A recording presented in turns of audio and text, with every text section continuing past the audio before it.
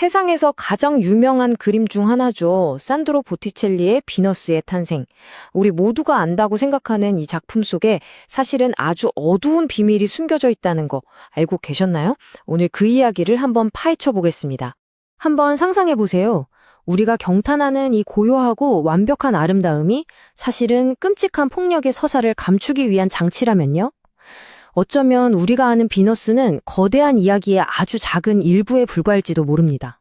자, 먼저 우리가 흔히 아는 이야기부터 시작해보죠. 비너스에 대한 아주 전통적이고 보편적인 시각 말이에요.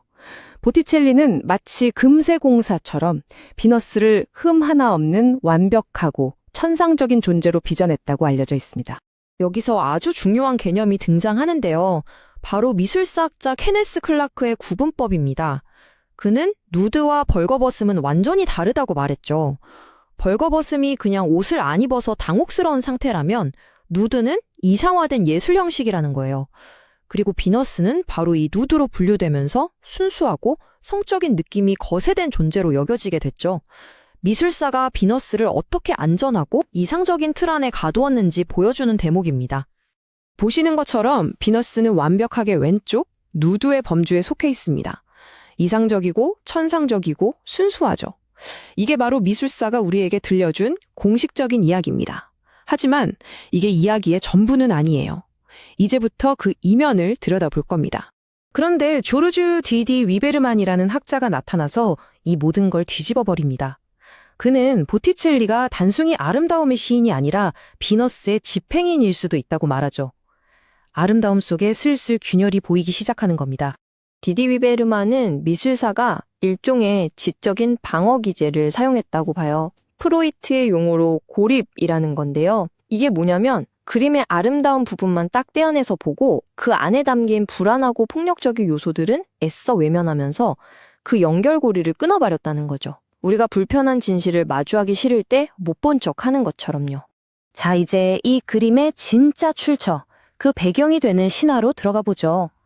이 이야기는요, 우리가 생각하는 것처럼 전혀 평온하지 않습니다. 바로 여기서부터 작품의 핵심적인 긴장감이 폭발하죠. 한번 보세요. 정말 충격적입니다. 1단계, 아들이 아버지를 거세합니다. 그리고 2단계, 잘려나간 신체 일부가 바다에 떨어져서 거품이 일고요. 마지막 3단계, 바로 그 피와 거품 속에서 아름다움의 여신이 태어납니다. 이렇게나 잔혹한 이야기에서 저토록 평온한 그림이 나왔다니 믿어지시나요? 근데 정말 흥미로운 지점은 이거예요. 당시 르네상스 사람들에게는 아버지의 거세라는 공포와 거기서 태어나는 여신의 정숙함이 전혀 별개의 것이 아니었다는 사실입니다. 오히려 공포가 아름다움의 전제 조건이었던 셈이죠. 이 둘은 처음부터 하나였던 겁니다. 이제 시야를 좀 더 넓혀볼까요? 보티첼리가 활동했던 15세기 피렌체는 어떤 곳이었을까요? 그 시대는 결코 평화롭지 않았습니다. 아주 격동적인 문화적 갈등의 한복판이었죠. 바로 이 사람, 지롤라모 사보나롤라 때문이었습니다. 그는 당시 피렌체의 타락을 외치던 아주 유명한 설교자였는데요. 특히 예술의 관능미, 그중에서도 누드화를 아주 맹렬하게 비난했습니다. 죄와 허영의 근원이라고요. 그의 영향력은 정말 막강해서 보티첼리 같은 예술가들에게는 엄청난 압박이었을 겁니다. 이 질문이 바로 보티첼리가 처한 상황의 핵심을 찌릅니다. 한쪽에서는 후원자인 메리치 가문의 인문주의적 가치를 따라야 하고 다른 한쪽에서는 교회의 엄격한 도덕적 잣대를 의식해야 했으니까요. 이 엄청난 모순 속에서 그는 그림을 그려야만 했습니다. 자, 이제 보티첼리의 또 다른 얼굴을 보여주는 결정적인 증거를 만나보시죠. 그가 보카치오의 아주 잔혹한 이야기를 바탕으로 그린 연작 그림들인데요. 이건 그야말로 악몽 그 자체입니다. 이야기는 보카치오의 소설 데카메론에 나오는 나스타지오 델리 오네스티 이야기입니다. 사랑하는 여자에게 처절하게 거절당한 한 남자의 이야기로 시작되죠. 시련의 아픔에 숲을 헤매던 나스타조는 정말 끔찍한 광경을 목격합니다. 바로 벌거벗은 여인을 쫓는 기사의 유령이었죠.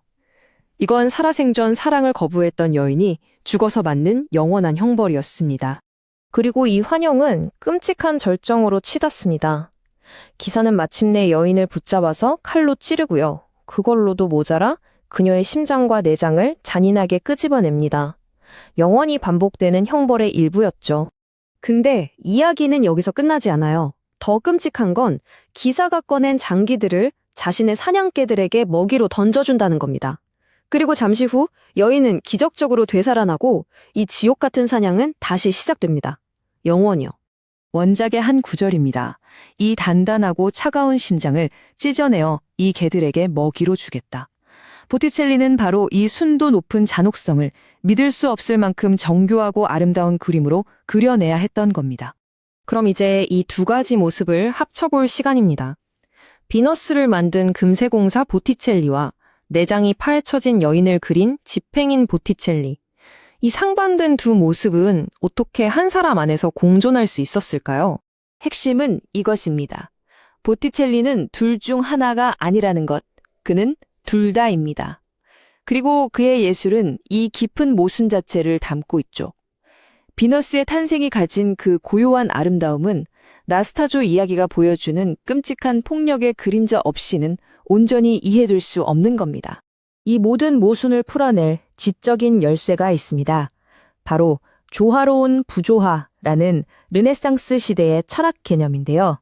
당시 사상가들은 진짜 조화는 그냥 평온하고 고요한 상태가 아니라 오히려 정반대의 것들, 예를 들면 아름다움과 잔혹함 같은 것들이 충돌하고 긴장하면서 만들어내는 역동적인 상태라고 생각했습니다. 자, 이제 이 모든 이야기의 결론입니다. 비너스는 박제된 이상이 아니라는 것. 그녀는 자신을 탄생시킨 바로 그 폭력으로 인해 상처 입은, 살아 숨쉬는 역동적인 이미지라는 겁니다.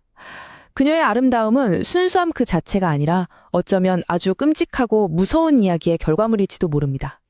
이제 여러분은 이 그림을 예전과 똑같이 볼 수 없을지도 모릅니다. 마지막으로 이 질문을 던져봅니다.